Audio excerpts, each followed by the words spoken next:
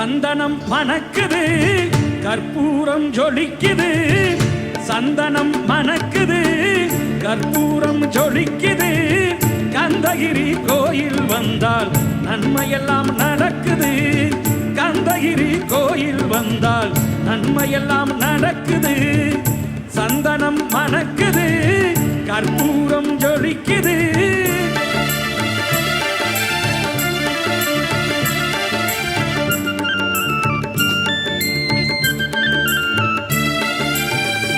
நித்தமும் பாலிலே நீராட்டுவோம், பச்சை நிறத்திலே பட்டாடை நாம் கட்டுவோம்.